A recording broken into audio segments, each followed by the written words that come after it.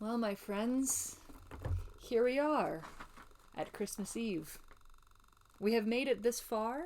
We have come through this journey together, but this is not the end. Christmas Eve is never the end of the journey.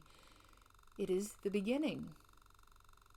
As I mentioned a couple days ago with the empty manger that is waiting for us being both the end and the beginning, Christmas Eve, as we sit in anticipation and wonder of Emmanuel, come to us, God with us, this is yet another beginning of a journey of discovery, of salvation. We have the chance once again to live into that idea of hope.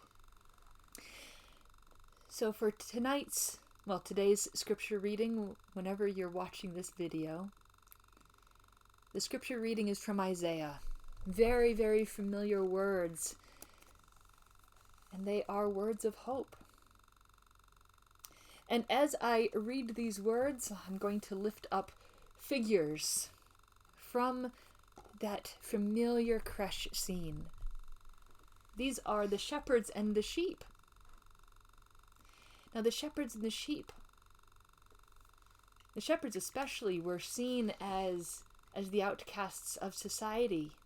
They were the ones that were pushed outside the boundaries of the village. They lived outside the walls. They were not the people of the village, and yet the work that they did was so very vital. They were in the darkness, not because of anything that they did, except that it was. They were the shepherds, and yet their work was so very vital that to have them outside the walls, it didn't reflect the fairness of the society at all.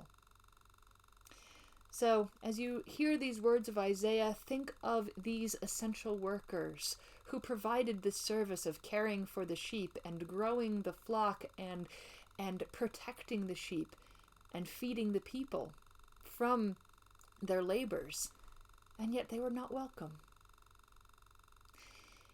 So, who are the shepherds today? Isaiah chapter 9, verses 2 through 7. The people who walk in darkness have seen a great light. Those who lived in a land of deep darkness, on them a light has shined.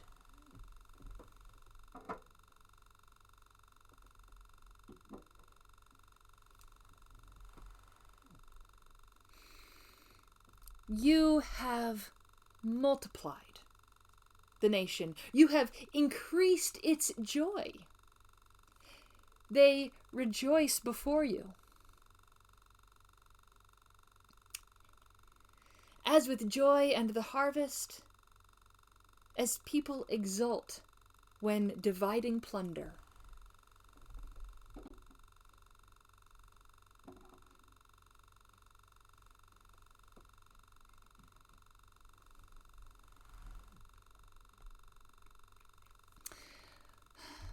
For the yoke of their burden and the bar across their shoulders, the rod of the oppressor, you have broken as on the day of Midian.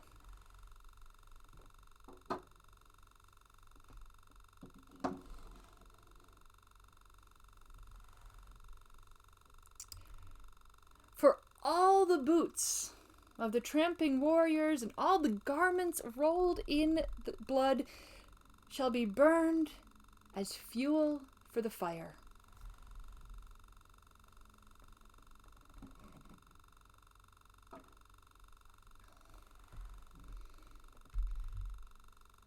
For a child has been born to us, a son given, and authority rests upon his shoulders, and he is named Wonderful Counsellor, Mighty God, Everlasting Father, Prince of Peace. and his authority shall grow continually, and there shall be endless peace. For the throne of David and his kingdom, and he will establish and uphold it with justice and with righteousness, from this time onwards and forevermore.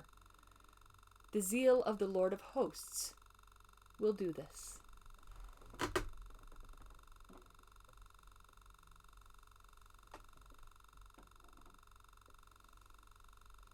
There's the baby Jesus finally in that manger scene. And yet the question is, that empty manger, remember how empty it was when I introduced it? Has the Christ child been there all along? We just could not see the Christ. So my question as you go about your day today, as you make preparations to attend Christmas Eve service, whether it is in person, whether it is online only, whether it is just privately at home, lighting some candles and reading the Christmas Eve story to yourself. How is God that Emmanuel with us in this time and place? It is a time of rejoicing, even as we acknowledge that there is still work to be done. We still must work towards peace. We must still work towards that justice that has been mentioned in so many of these scripture passages. This is a beginning.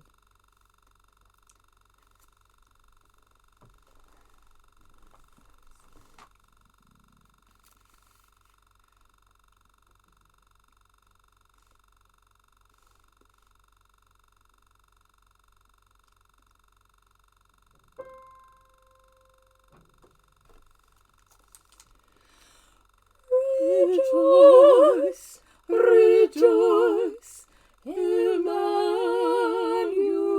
shall come to thee.